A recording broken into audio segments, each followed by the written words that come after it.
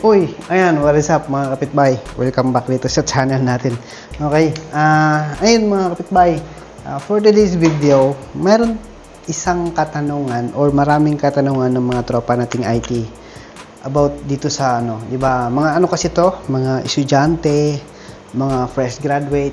Nagtatanong po sila sa akin, ano nga ba daw ang the best na certification na pwede mong kunin ngayong 2026? Dahil nga marami na namang mag-graduate, marami na namang magkakaroon ng application sa mga company natin. Ayan, marami pong nagtatanong sa akin, wait lang, kung ano nga ba ang the best na mode.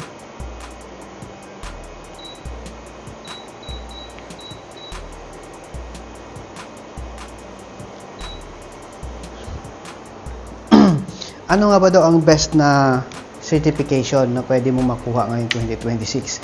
Required ba talaga daw na magkaroon ka ng Cisco certified?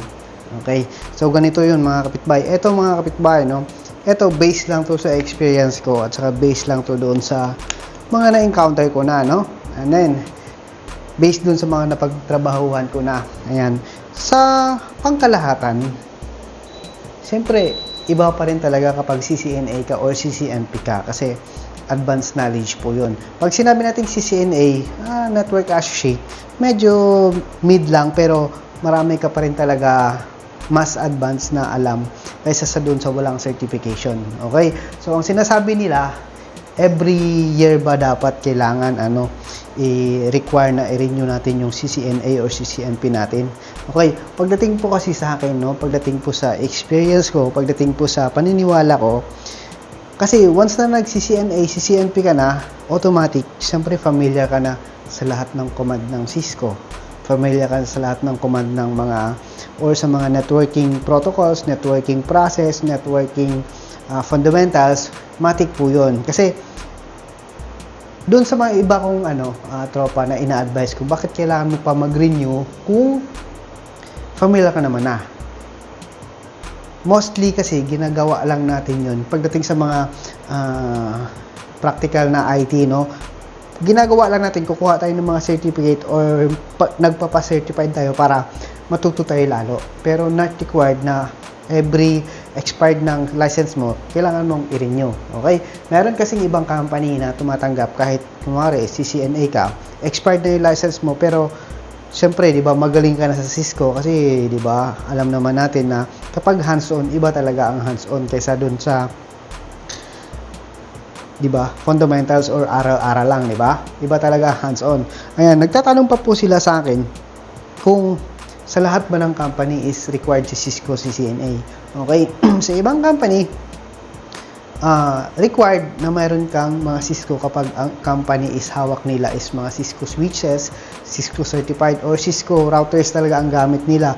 Pero, paano kunyari, oo nga, CCNA ka nga, CCNP ka, pero ang napasukan mo is gamit nila, hindi Cisco. Like, kunwari, HP or 3CS or Microtech or anything, di ba? So, wala ka talagang magagamit. Kaya, ang advice ko dun sa mga tropa nating IT, okay lang na mag-CCNA, CCNP para ma-familiarize ka at saka ma-enhance yung networking skills mo, pero not required talaga siguro, no? Para sa akin, dyan po sa mga tropa nating IT, no? Kung ayaw ng ganung paniniwala. So, okay lang kung marami talaga kayong pera, marami kayong pang-exam, pang-renew, go lang ng go, no? Pero pagdating sa mga practical na IT people na nagtitipid, hindi mo na kailangan yon kasi, di ba, familiar ka na eh. So, kung ano ang napuntahan mong company, yun yung aralin mo. Like, for example, napunta ka sa isang company na ginagamit nila lahat is Microtech. So, kailangan mo mag-Microtech certified para siyempre maalam mo na yun, di ba? Para ma-familiar ka na. So, ganoon lang. Kung ikaw, estudyante ka, tapos gagraduate ka pa lang, tapos nag-iisip ka kung ano ang dapat mong kukunin na certification. Ayan. Kumari, estudyante ka na, hindi ka rich kid, pero nakagraduate ka na, siguro, hanapin mo muna yung mga pinakamurang certification like yung kaya lang ng budget mo or pag-ipunan mo muna bago kumuha, no? Pero kung talagang dedicated ka na matuto kahit wala kang certification, pwede ka naman mag-aral lang magtanong-tanong. Nasa self-studies, matututo ka pa rin talaga kasi kunyari, sa isang company, ang napasukan mo is puro HP ang gamit. Actually, pagdating po sa HP o sa mga 3CS, yung mga command almost the same lang sa Cisco, pero syempre may pinagkaiba pa rin talaga yung mga command nila. Pero almost the same lang pagdating sa GUI. Pero halos lahat kasi ng mga bagong switches ngayon is may GUI base na. Kaya hindi ka na mahihirapan mag-command-command, di ba? Alright, so mga ganong scenario, no? So sana, kung kayo graduating or mag-a-apply pa lang kayo, piliin nyo yung mga company na hindi ganong kahigpit or maluwag. Kung mapunta ka naman sa isang company na mahigpit, so mag-isip-isip ka na, di ba? Pili ka na lang ng ibang company. Mas recommended ko kapag nag-apply ka, piliin mo yung company na isang IT ka lang. Mga ganong banat, diba? Marami yung ganyan sa Pilipinas eh. Malalaking company po sila, pero isang IT o dalawa lang. So, dun ka matututo. Yan yung mga advice ko sa inyo, no? Before, mayroon akong isang company, German company siya, na sinet up ko siya talaga from the scratch. Kasi nag-apply ako, yung company na yun, mag-uumpisa pala dito sa Pinas, kaya doon ako natuto. From the scratch talaga. Parang katulad dito, from the scratch. Kung sinet up mo yun, yan, okay po yun. Kaya, sa katanungan po na yun, kung kailangan ba talaga every expired ng license mo is i-renew mo, para po sa akin, hindi mo na kailangan yun. Practical lang.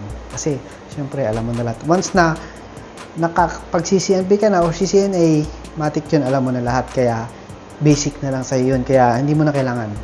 Nasa sa inyo po yun kung marami kang pera. Alright. So, ngayon, maraming salamat, no? Shout out po pala dyan lahat sa mga subscriber natin na nagtatanong. Kung may comment down below kayo. So, wala tayong mga actual na video pa ngayon kasi medyo busy tayo. Kasi, dun sa mga ginagawa natin, hindi tayo makapag-vlog kasi medyo mahigpit. Kaya, ayun. Pero, meron tayong mga project siguro na mga self-project ko lang, na own project ko lang. Magbablog po tayo about sa mga ganyan. Alright, so stay tuned. Maraming salamat. God bless and peace. Sana nasagot ko po yung katanungan ng isa na subscriber. Alright, huwag ka mag-focus sa Cisco. Lahat aralin mo. Kasi hindi lahat ng company naka-Cisco eh. Lalo na dito sa Pilipinas. Pero kung gusto mo ng international company, mga ibang bansa ka, the best pa rin talaga pag Cisco certified ka or CCNP ka. Alright, so God bless and peace.